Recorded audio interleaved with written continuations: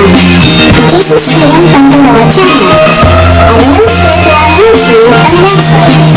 Enjoy watching! The three persons in the marital configuration are all very interesting.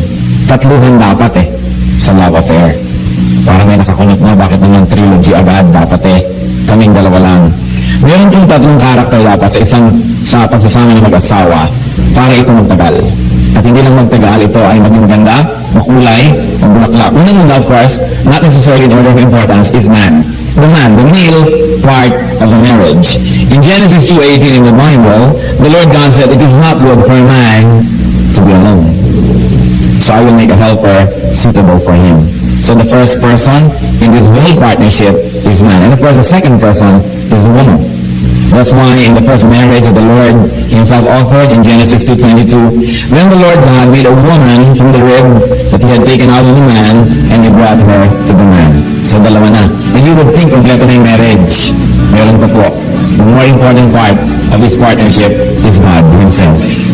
Marami pong mga marriages ngayon nagkakagulo kasi yung babae lang at lalaki, hindi nila naisasali ang Diyos. Pag gumagawa ng mga desisyon, sila lang nag-decide, o yung babae lang, o yung lalaki lang, hindi kasali ang Diyos. O kaya lumalabas sila sa mga kautusan ng Diyos, kaya nagkakagulo. If we're going to review all miseries of husbands and wives, mostly they come from leaving God out.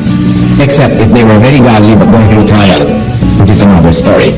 So ang Diyos is the third person in marriage. Dahil una-una siya ay creator, there could have been no marriage without creators, without the creator himself. So Genesis 1:27, so God created man in his own image. In the image of God he created him. Male and female, he created them. As creator, God is the author and sustainer of the union and the marriage of man and woman. So Matthew 19:6 in the New Testament, it says here about people who are married, so they are no longer two, but one. Therefore, what God has joined together, let man not separate. So ang Diyos pala ang nagtatali ng kasal ng matrimonyo. Ang Diyos mismo, wala nang iba. And God, because He is authority and above all authority, sometimes can be represented by legal personages or by religious leaders. And these are the ones who complete the signing of the documents. So a man, a woman, and a religious leader are a legal, civic, governing personage, representing the economy, the power, the system, the government of God. So, man, as we see here, was made in God's image. Ang ganda-ganda po ng sequence ng thought. Pagka pinag-aralan natin mabuti yung Genesis, God created man in His own image. And then He says, male and female, He created them. So man is part of God's image. Woman is another part of God's image. But man and woman together in matrimony gives you an image of God's unity and completeness. In other words, sabi nila, a man doesn't find completion until he finds his missing rib. It may be very poetic and up to a great extent it can be true, but of course it's not absolute. However, what we're saying is, man was made for woman and woman for man. To the point, sabi nila magkaiba yung lalaki daw, mostly umaandar intellect, women, intuition. Kahit magkatabi sa upuan yung babae at lalaki, magkatugma. Diba? Yung mga lalaki, may maliliit ang hips, babae mas malaki. Yung lalaki naman, laki-laki na shoulder. Ang babae naman, maliit ang mga shoulder. Subukan yung pagtabihan ng dalawang babae, siksikan masyado. O dalawang lalaki, for that matter, hindi mo malaman kung saan dadalhin yung balikat mo. Kahit sa ganung configuration, talagang alam natin they were made one for each other. And it is in the partnership of man and woman, in the context of marriage, that humanity finds completion. To the point that literally, man is one half and woman is one half, and only when they join together is another person born, thus they become one. One in spirit, and also genetically one, because the other one is only one half. What else is the direct participation of God in marriage? The head of the household or partnership in marriage, let's look at that. The woman submits to the man, yan ang utos ng Diyos. Alam ko maraming Pilipina nahihirapan sumunod sa utos na yan ng Diyos. Sabi niya, totoo naman, yung lalaki naman talaga ang ulo sa aming tahanan, kaya lang ako ang leeg na nagpapaikot sa ulo na yan. But the point is, sabi sa Ephesians 5:22, wives, submit to your husbands as to the Lord. Pag may ikinakasal, nakikita natin, isa po sa mga paboritong mga symbols belo. Pag binilohan na, sabi ng mga kamag-anak ng lalaki, naku, nabalabala na ng belo ng babae ang ating, talo na tayo. But the truth is, the profound symbolism of the veil is, the woman's head is covered, and though they are united, dahil bumabalabal yung belo sa shoulder ng lalaki, isang ulo lang ang nakalabas, yung ulo ng lalaki. Because in marriage, isa lang ang i-leader, there's only one head, and that's the man. The woman, by covering her head, is saying, hindi ako ang ulo, hindi ako ang pangulo, hindi ako ang leader ng partnership na ito, kundi yung lalaki, kasi yung ulo niya yung nakalabas. So, the man is the head of the wife. It's very, very clear that the woman is to submit to the husband, and the husband is the head of the wife. Ephesians 5:23, for the husband is the head of the wife. And Ephesians 5:28, in the same way, husbands ought to love their wives as their own bodies. Hindi naman dapat ma-insecure ng mga babae na yung lalaki ang pinuno. Kung ang lalaki susunod din sa utos ng Diyos, sabi, mahalin mo yung asawa. At ang pagmamahal mo sa iyong asawa ay tulad ng pagmamahal mo sa iyong sariling katawan. Pero hindi tumitigil doon yung economy, hindi tumitigil doon yung chain of command. If the woman is submitted to the man ought to submit himself to Christ. Because Christ is the head of every man, even as Christ is the head of the church. Because God is part of the marriage, therefore it is permanent. It is permanent. Why is it permanent? Makikita po natin, meron tayong tatlong signatories aside from the ninongs and ninangs. Meron tayong signatory, yung lalaki, yung babae, at saka yung pare, o yung pastor, o yung imam, whoever or who is representing God's governance. And so it is crucial, it is very, very crucial that there will be three parties. And bakit permanent? Kung minsan, nagbago na yung isip ng lalaki, ayaw na din sa babae. Kung minsan, nagbago na rin yung isip ng babae, ayaw na rin sa lalaki. Kung minsan, pareho sila nagkasundong, ayaw na nila sa isa't isa. Pero, kasali ang Diyos sa usapan. Bakit nung kasali ang Diyos sa usapan, ngayon maghihiwalay, pwera ng Diyos. At bahala na sila sa isa't isa. Kaya ang importante dito, makita natin na ang Diyos kasali sa usapan. And you know what? God doesn't change. God is the same yesterday, today, and tomorrow. Yung desisyon niya kahapon, 5 years ago, 10 years ago, na sumali sa kasalan, desisyon pa rin niya ngayon, at desisyon niya yon hanggang matapos ang buhay ng babae at ng lalaki na yun. That's why marriage is permanent. And people that are not committed to permanence are the people who easily break apart and break up. Yung bang konting-konting dahilan, naghihiwalay. Kasi sa simula pa lang, pinaghahandaan na yung paghihiwalay eh. Kung paano maikukomit yung best mo, maibibigay yung best, kung sa umpisa lang, may reserva ka na. Walang masyadong submission, meron ng prenuptial arrangements.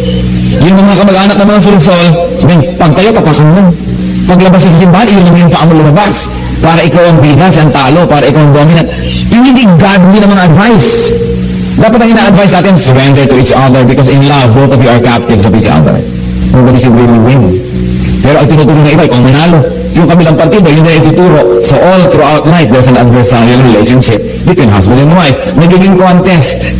And when it tends to be a contest, people become very, very selfish. Siyempre, contest na yun eh. Kaya dapat mo natin isipin that marriage is permanent. And marriage is not a contract.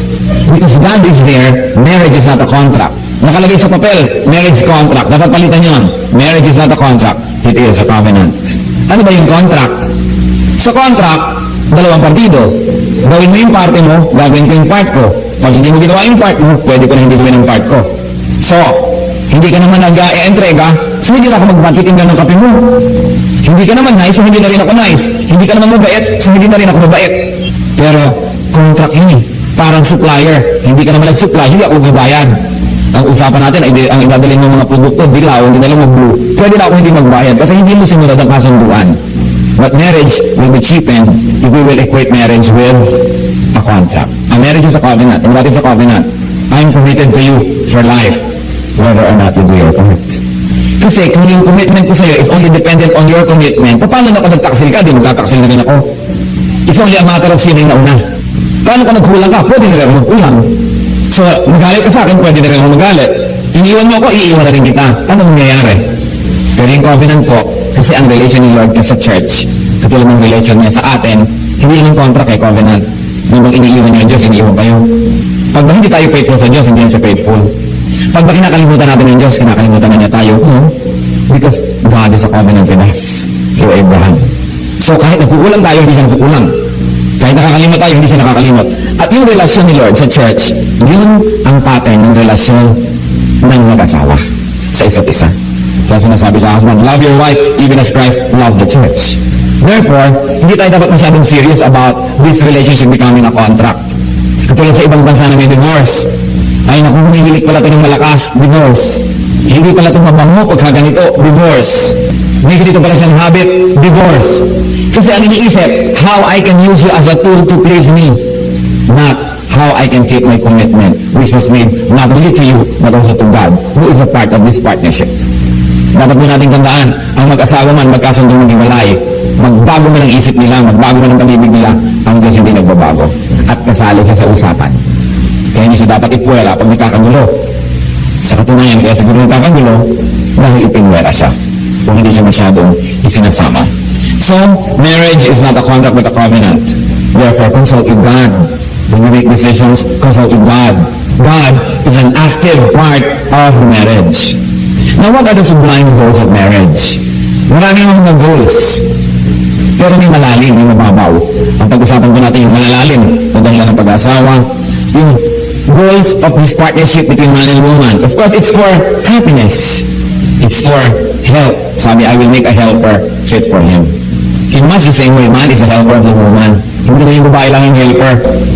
Minsan, ang hirap-hirap ng for this marriage to work dahil hindi fair. Nung araw na ang mga lalaki lang yung nagtatrabaho sa labas ng bahay, ang mga babae nasa bahay full-time, o kaya sasabihin dapat na walang trabaho, at hindi ba trabaho yung maging tubero sa bahay, maging nurse, maging janitress, maging cook, maging lahat-lahat. Sasabihin ko sa iba, wala naman akong trabaho. Ano akala niyo sige nagawa niyo araw-araw sa bahay, hindi trabaho? Yun ang trabaho, walang sweldo. Pero may trabaho. Pero dapat yung mas maging tender na yung mga men with the women, hindi katulad ng mga nauna natin generation na parang mga si Julius Caesar, ang mga asawa. Kung minsan pareho naman kayong working, pareho kayong nasa labas ng bahay, hirap na hirap. Pag uwi, ang babae pa ang dadaan sa supermarket o sa talipapa, wherever, siya pa ang magluluto. Habang ako, syempre, nanonood naman ng TV, nagpapahinga naman si lalaki. At pag bulog, hain naman itong babae. Pagkatapos, tayo na naman ulit ang lalaki at manonood na naman ng TV habang ang babae ligpit ng ligpit. At kung walang mga katulong, nagbababad ng labada o naman lang siya na isusuot bukas, syempre, nakahiga na si Mr. Hindi ko na, nagyayaya na naman. So, hindi na matapos-tapos yung babae. Ang sabi ng Panginoon sa lalaki, love your wife as you love your own body. Napakahalaga. Mabuti ng mabuti kung full-time housewife, ay kung minsan hindi na uso ngayon yun eh. Because of the needs ng pamilya, parehong merong trabaho. Ito dapat nagtutulong. Hindi nababawasan ang pagkamacho kung naghuhugas ng plato. Hindi nababawasan ang pagkalalaki kung nag-aalaga ng bata. Yung mga tribal times na yung mga babae mag-aalaga ng bata dahil yung lalaki mahawak na si bat dahil baka sila sumuli ng kabilang tribo, yung ka mag-alaga ng bata pero hindi mo na kailangan ng bat. Pwede na. Kaya napakahalaga po yung ganun yung nag-evolve na definition natin ng relationship. Actually, hindi mo kailangan mag-evolve eh. Balikan nyo lang yung kinasabi sa Bible. Kaya lang napakalayo natin kumisan sa sinasabi ng salita ng Diyos. Kumisan tayo napaka-religyoso pero malayo tayo sa salita ng Diyos. Religiosity and spirituality are seldom the same. It is very important to go back to the basics of what the Bible teaches us. So that's a sublime goal, to be happy. And another sublime goal of the partnership is, of course, procreation, raising up a family. To populate the earth, not with just earthlings, to populate the earth with worshippers. Bakit ba nilikha ng Diyos ang tao? Para siya worshipin. So dapat, habang pinaparami ang tao sa planeta, dumadami ang worshipper. Therefore, it becomes a divine obligation of man and woman, husband and wife, not only to raise up children, not only to raise up intelligent children, but to raise up godly worshippers. It's important. If you don't win for Christ, the youth, early on, they can become your enemies tomorrow. And the greatest enemy can come from your very own household. That's why you've got to go back to the very basics of what God's Word teaches us. What about man and woman with God? Kanina kasi man and woman lang yan. Ano ba yung goal nila together? Now, man and woman on one part and with God. Ano ba yung goal? The goal of marriage is worship. Bakit ba binigyan si Adan ng babaeng makakasama para makatulong sa kanyang pag-manage ng resources ng planeta, para makasama niya sa pakipag-fellowship sa Diyos, para makasama niya sa worship? It's very crucial. What else? Man, woman with God. The higher goal of marriage is righteousness and holiness. Bakit? Sabi ni Paul, si Paul kasi single eh. Sabi niya, well, yung mga gusto sa inyo mag-serve kay Lord nang wala ng mga iba pang aalalahanin, I just will stay single. But, sabi niya, if you are aflame with passion to the point that you will commit sin, marry. Ibinigay yung institution of marriage para yung ating very legitimate physical needs and physical desires may be met. Wala nang excuse ang isang taong may asawa na humanap pa ng physical pleasures outside of the marriage, kaya nga siya binigyan na ng asawa. It's already a perversion of God's design when any part of this partnership begins to look for physical fulfillment outside of marriage. Sa Leviticus 11:44, sabi ng Panginoon, I am the Lord your God, consecrate yourselves and be holy, because I am holy. So isa yung higher goal, worship, righteousness, holiness, and also fellowship. Fellowship with God. Man and woman together, fellowshipping with God. Hindi yung woman lang ang fellowshipping with God. Dito sa ating bansa, mayroong kakatuwang hanap ang maraming kalalakihan na ang relihiyon pang babae. Kaya magpupunta sa church ang buong pamilya, pag ang sermon, nalabasan yung lalaki, maninigarilyo sa labas. Merong mga padasal-padasal ang mga pamilya, pag magdadasalan na, maglalabasan na yung mga lalaki, ang matitira yung mga babae at bata. Parang ibibigay natin yung spiritual leadership sa family sa babae. Hindi yun ang utos ng Diyos. Ang inutusan ng Diyos, ang maging spiritual leader ng pamilya, yung lalaki. Society is in disarray because men and women are abandoning their God-given duties and positions. So, man and woman together should fellowship with God through prayer, through devotion, through service. One of the deepest ways to fellowship with God is to do His work side by side with Him. Minsan iniisip natin, paano ba ako makikipag-fellowship sa Diyos? Paano ba kayo makikipag-ulayaw sa Diyos? Naroon na magdasal, naroon na manahimik, naroon na kumanta, lahat yan maganda. Pero wala pong mas malalim na paraan ang pakikipag-fellowship sa Diyos kesa gawin mo yung trabaho ng Diyos. To seek and to save the lost. Para yung mga ibang working mothers, hindi sila naiintindihan ng mga anak nila, so sometimes dinadala nila yung anak nila sa office or sa workplace. Because once they get to the workplace, the children begin to understand what their mothers do outside the house. And because of that, they have familiarity with what she does, mas naiintindihan nila. Lalo naman kung yung ginagawa ng isang tao, gagawin din natin. That's why social scientists, sociologists, social workers have their what they call immersion. Nakikisama sila sa mga taga-baryo o fishermen o taga-squatters o whatever para yung lifestyle ang naiintindihan nila because they work side by side with them. Gusto natin maintindihan ng Diyos, gusto natin siyang makilala ng mas malalim, sumama tayo sa kanyang trabaho. Maglingkod tayo sa kanyang tapat. Sumama tayo sa kanyang ministrations and we will fellowship with Him in a deeper way. Not all religious services are godly services. Kaya kailangan hinihiwalay po natin yung religion from spirituality. Yung iba naman habit na lang. Yung iba na lang nakasanayan. Yung iba aaten ng religious services para lang umaten ng graduation o laureate or whatever. Nandun lang sila dahil sanay ng mundo. Pero pag uwi, tanongin mo, anong natutunan mo? Ewan. Tungkol sa Diyos. Walang masabi. Paano lumilipad ang isip habang nasa loob? Kaya napakahalaga po that we not only become religious, but we really become spiritual. If we should know God, if we should know the Bible more, ignorance of the Bible is ignorance of God. Because what we ought to know about God is revealed in His holy word. And then, ultimately, what is the final goal of this partnership between man and woman, and then between these two and God? Eternal life with Christ. Yung pag-aasawa is a sample of completeness. Di po ba kulang nga yung lalaki, kulang yung babae, so the Lord deemed that they should be together in marriage para maranasan naman nila, sample pa lang, parang patikin yung ibig sabihin na maging complete. And that is meant to make man and woman long for the real and deeper sense of completeness, and that is eternity with God. Kung masasarapan kayo na may kasama kayong asawa, dapat yun lalong maging dahilan para tayo maghangad na makasama natin ang Diyos. Kasi yung kapwa nilang tao na may pagkakamali, may pagkukulang, yung masarap kasama. Yun is meant to tell us what we're missing. Nagmahal mo naman ang Diyos. Kaya yung pagsasama ng mag-asawa is meant to prepare them for eternal life. Eternity is very important. At pagka ang pareho ang mag-asawa may eternal life, they know that they are under the grace of God through the Lordship and Saviorship of Jesus. They know, kahit mamatay yung isa, mauna yung isa, medyo masakit, but you are not hopeless dahil alam niya makikita kayo muli. At sa pagkikita muli na yung anong nangyayari, hindi lang siya ang makikita mo, all the saints and God Himself. Marami pong mga tao pag nawala ng asawa, talaga naman parang tinitakluban ng langit at lupa. Parang nawala na ang lahat-lahat. Yung iba nagagalit pa sa Diyos, nagtatampo sa Diyos. Samantala, ang dapat natin gawin, kung sakaling mawala yan, magpasalamat tayo kahit sandali nakahiram tayo sa Diyos. Ganun din, kahit anak, nawala ang ating anak, dapat tayo magpasalamat, salamat po nakahiram ako.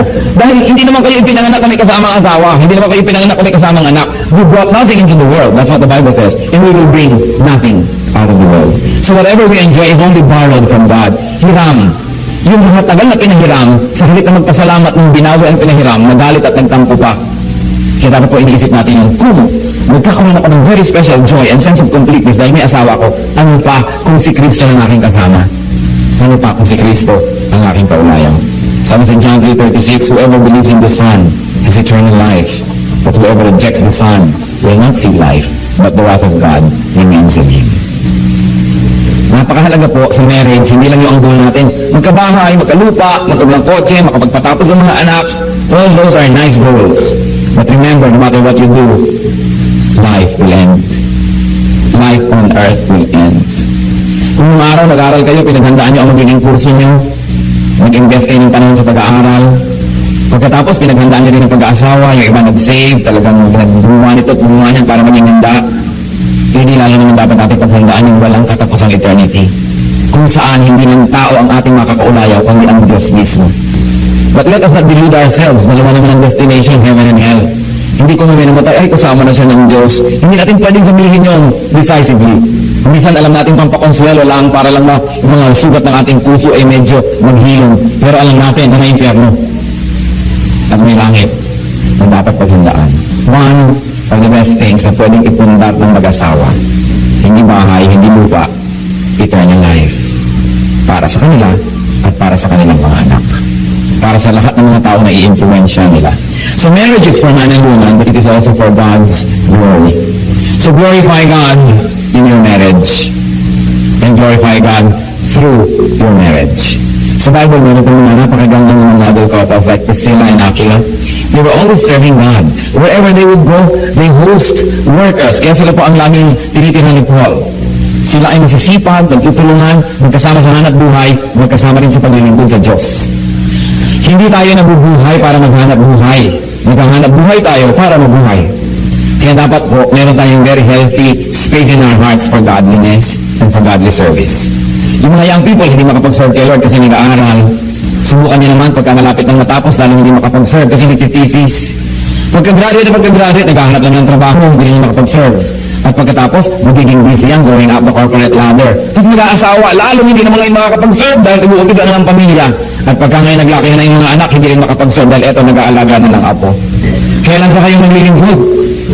Kung wala ng panahon, bibigyan tayo ni Lord ng lakas para i-allocate. Huwag niyong ubusin yung lakas niyo sa material pursuit lang, o sa social pursuit, even family pursuits. Dapat kahati ang Diyos. Lagi naman tayong may intention. Wala pa naman ako nakitang tao walang intention maglingkod sa Diyos. Lagi naman may intention. But you know, one good act is better than 1,000 good intentions. Whatever you good you can do it now because you may never pass this way again. Today is called cash. Tomorrow is only a promissory note. Hindi pwedeng panghawakan, hindi pwedeng ipagmalaki. Dapat maglingkod na tayo sa Diyos ngayon. There's no one more vain or bitter than a person advanced in years who says may regrets. Kung kailan tayo malago na ang mata, kung kailan tayo matanda na, kung kailan sumasakit na ang mga balakang at kung ano-ano, doon pa kaya tayo lalong makapaglingkod. Kung sa panahon na masigla pa tayo, hindi tayo nakakapaglingkod ng lubos, doon pa kaya hindi na tayo masigla. Hindi ko po gusto naman na ipahiwatig na hindi kayo naglilingkod. Mabutit wala naman akong kaalam-alam sa inyong mga personal lives, kaya hindi ko kailangan magpreno. Dahil hindi ko naman sinasadya ang salita ng Diyos, bato-bato sa langit, ang tamaan ay buti nga. Siyempre, we listen to God's word not only to be entertained, but definitely, ang salita ng Diyos mirror. And we should see our true reflection. So that we can continue to ask God to complete the good work that He has begun in us. God is permanent. Therefore, marriage is permanent. Kung katabi ng asawa niyo, pwede niyo bang ulitin yun? Marriage is permanent. With feelings, dapat. Hindi parang marriage is permanent, sayang. Marriage is permanent. At saka ang marriage din po, Pacquiao. Hindi pwedeng pumili. Pacquiao. Yung buong tumpok yun na yun.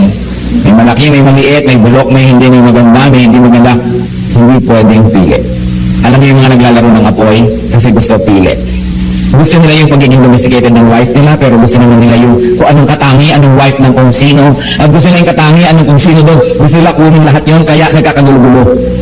Walang pili, yung tumpok na doon lang. Yun na yun. Kaya, dalawang bagay lang naman ang kontento eh. Di ba? To get what you want, or to get what you like. And you don't get it, to like what you got. In both cases, that will lead to contentment. Sabi sa Bible, there is great godliness in contentment. So kailangan po matuto tayo maging kontento. Count your blessings. Count your blessings.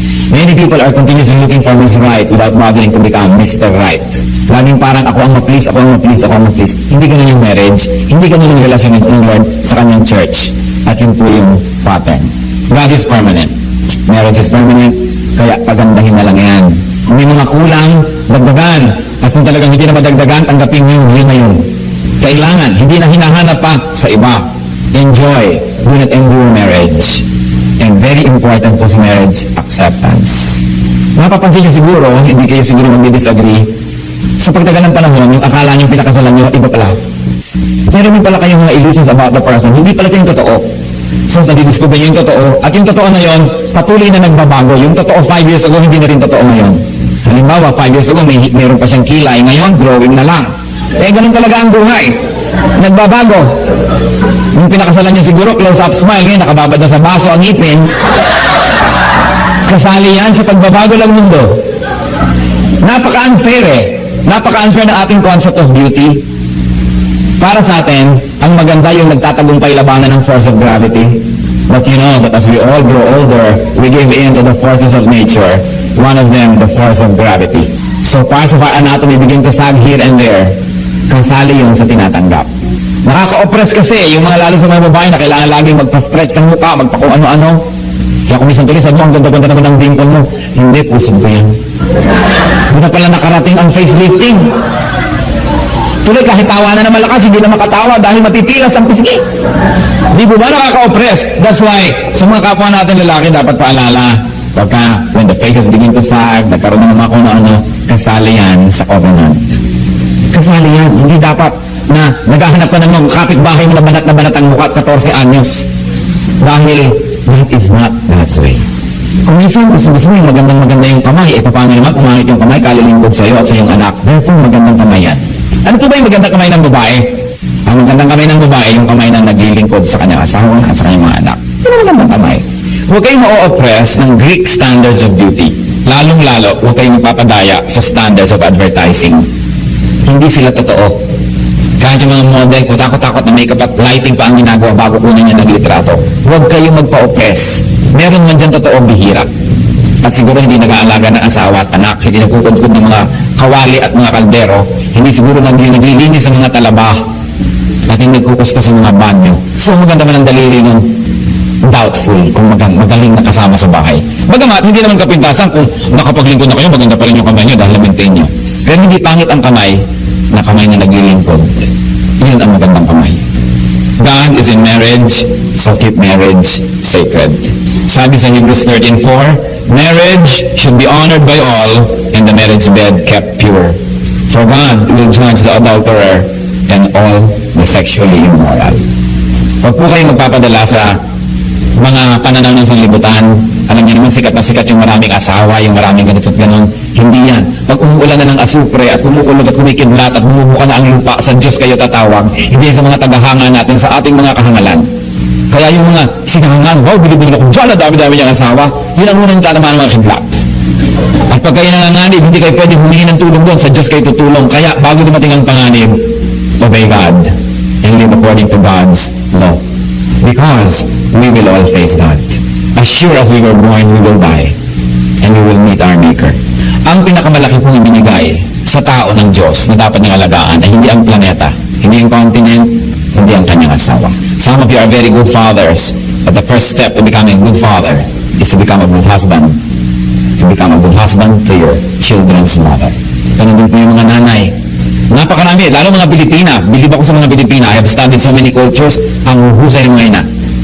Pero kung minsan sa husay na ina, nani-neglect na rin yung mga husbands. So dapat mag-decide din kayong mga nanay. Sino bang katabi niyo sa gabi? Ang inyong mga anak o ang inyong asawa? Kasi para kung minsan mga inahing manok, nakapaligid lahat ang mga anin dyan. Kaya naaapektuhan tuloy yung personal relationship ng mag-asawa. Kaya mag-decide kayo, magiging ina ba kayo o asawa? Tatandaan nyo, asawa muna kayo bago kayo maging ina. At ganoon din po yung mga lalaki. Asawa kayo bago kayo maging ama. Yung mga anak, dagdag lang yan ng Diyos. Kadalasan kasi pag nagka-anak, nawawala na kayo ng panahon para sa isa't isa, puro anak na lang, hanggang mga meses binig sa, kami naman parang magkapatid na lang. Delikado yung magkapatid na lang, baka may iba nang itinatangi, kaya kapatid ka na lang ngayon. Kaya dapat hindi nawawala yung passion. Alam niyo ba sa Bible, nabasa niyo na ba yung Song of Songs ni Solomon? It tells you about the intimate relationship between husband and wife. Very, very intimate, very sensuous, but nothing is dishonorable in the marriage bed. Basahin niyo po yun para lalong mabuhay ang apoy at magsiklab ang inyong mga pagmamahalan sa isa't isa. Kaya kailangan ay patuloy ang ligawan. Kasi naman kung minsan yung mag-asawa o mo-asawa na, yung lalaki hindi na siya nagpapakyut. Kung ano na lang, yun na. Yung babae rin hindi na nagpapakyut. Lagi na lang parang kinulang nakabuyang-yang. Hindi na tuloy panabikan dahil lagi na lang nakahambalang. Kaya kailangan naman medyo playing hard to get kayo paminsan-minsan. Dahil yung courtship hindi dapat natatapos. You know, courtship must be lifelong. Hindi ka sumagot na naging asawa mo na tapos na. Dahil mamaya, you don't bother anymore to look nice. Pag uwi mo sa babae, may pakasayaw. Di ba? Yung lalaki naman, gano'n ang itsura. So, nawawala na kayo pareho ng gana. Kailangan, obligasyon nyo to keep each other attractive. To keep yourself attractive for your husbands. Nagtataka naman ako maraming wives, very attractive sa lansangan. Pero sa bahay nila, kung kailan nandun yung asawa at katabi ko, ano nung putik ang nasa mukha, walang kilay, walang ngipin, iba-iba ang nakalagay na baterya sa buhok, hindi mo malapitan dahil hindi mo alam kung sasabog, mukhang dinamita. Tapos paglabas sa kalsada, ang ganda-ganda. You've got to decide kung kanino kayo magpapaganda, kung sa asawa nyo o yung mga tao sa lansangan. It's very important. It's very crucial. Bakit? The physical aspect of marriage is part of the spiritual aspect. Because God, in His infinite wisdom, created us as body, soul, and spirit. Kasali lahat yan.